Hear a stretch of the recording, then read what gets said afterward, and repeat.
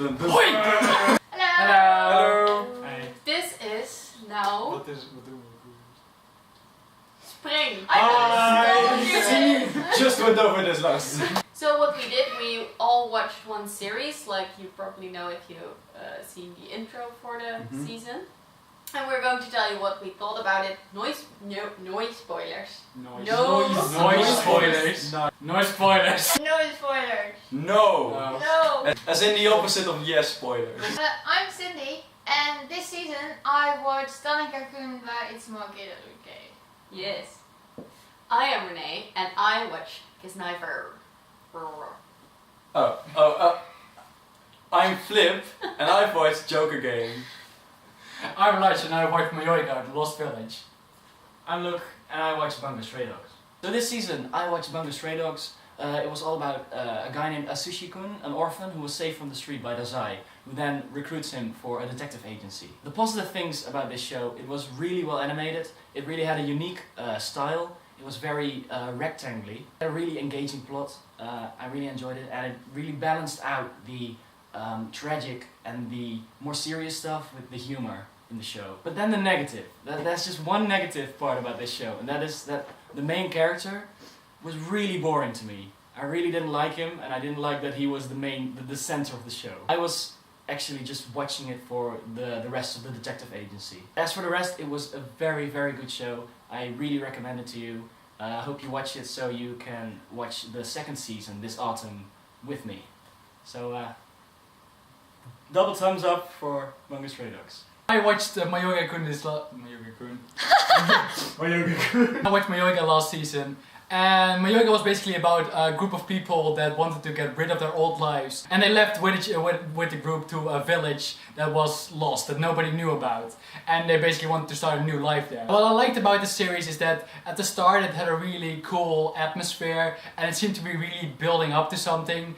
And what I did not like that much is that it didn't really build up to anything. It never really delivered on what it seemed to be building up to. Some of the characters had really interesting backstories. They also didn't expand on those. And they wanted to like, oh, we're gonna show all these characters and we're gonna make them cool. And maybe I was expecting too much from a 12-episode anime, but most of the characters aren't explained at all. They're not given any backstory or something of the like. Because the ending was so, yeah, disappointing to me. And because the characters also weren't as good as I hoped they would be, I cannot really recommend the series. If you think you'd like it, you should definitely watch it, but don't expect too much of it so you won't be as disappointed as I was. And that is our first negative reviews.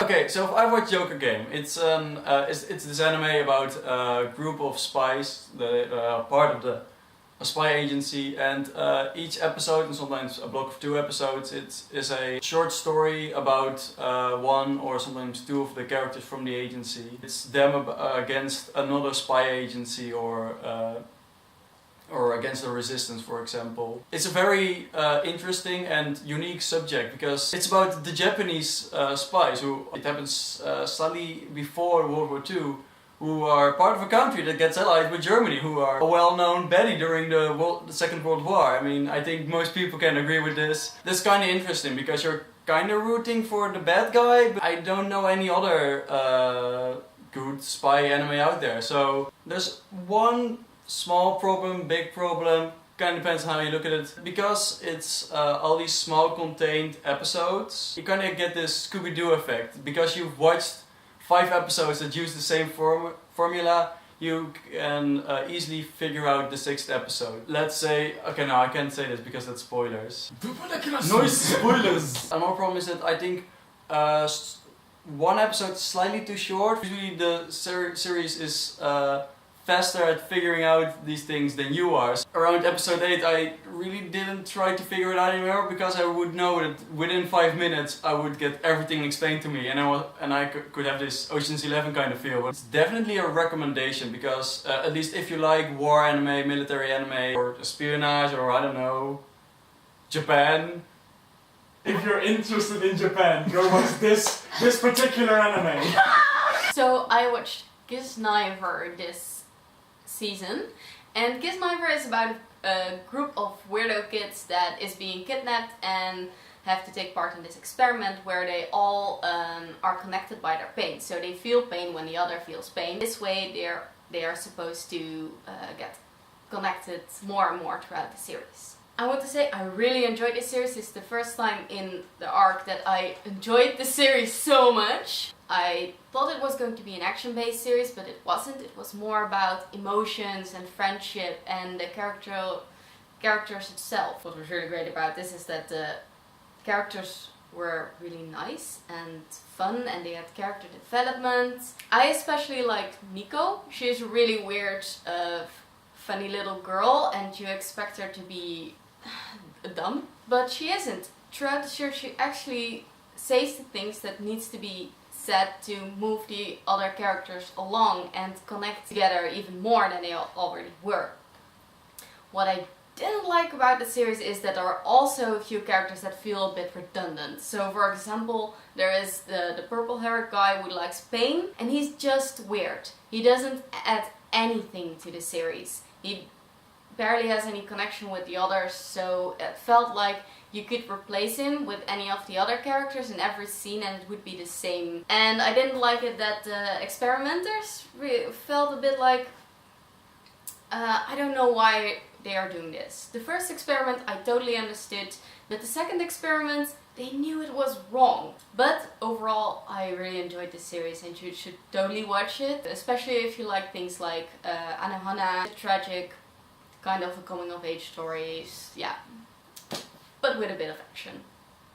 This season I watched tanaka-kun wa itsumo kedaruge, and now I know the Japanese name because I tagged it all the time on Tumblr. This series is your typical slice of life anime, and when I say typical slice of life, I mean that it doesn't have a clear plot. It just follows our main character, Tanaka-kun, going about in his daily life being as listless or as lazy as possible. Now what I really liked about this series is that it doesn't try to be the best anime series out there, because, well, to me it obviously isn't, but it tries to convey this atmosphere and feel, and it's really all about the characters in this series. When I started this series, I thought my main issue was going to be Tanaka, because I thought he was going to irritate me because he was so lazy and listless. I was afraid they were going to make him this absurd human being that doesn't really care about anything other than being as lazy as possible, and while he sort of doesn't care about anything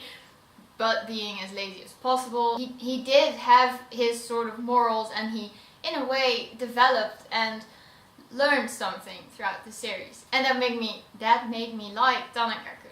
I was surprised that I didn't like Tanaka-kun's sister, because I dislike sisters who have a crush on their brothers. I can't get on board with that. I can't. She was also hating on Ota the whole time, and Ota is the most precious human being ever, so it was so wrong, and I just wanted to push her. That sounds aggressive. I mean push her out of the screen in the story, not like push her down the stairs or something. If you like slice of life anime and you want to watch a calming series that also has really funny humor and great, lovable, easy to like characters, then you should definitely watch Tanaka-kun. I definitely recommend it, and nobody can convince me otherwise that Miyano and Etchison are not in love, because they totally are. Everybody should watch Boku no Hero Academy, because it's the best anime ever. Yeah, it is. So we didn't talk about it, but it's great. We also didn't talk about Sakamoto Desuga, and that one was pretty cool too. So that's what we watched this season. We hope you guys enjoyed watching this. Please let us know in the comments what you liked best this season, and we'll see you next time for what we're gonna watch in summer. But what are we going to watch this summer? See you next time! And please subscribe, like, favorite if you want to see more of the seasonal Is that an explosion? thing. Become a waffle! Today. Yeah. Or Dat was zo enthousiast jongens. Ja jongens, als je waffel wil hoor. Fucking waffle.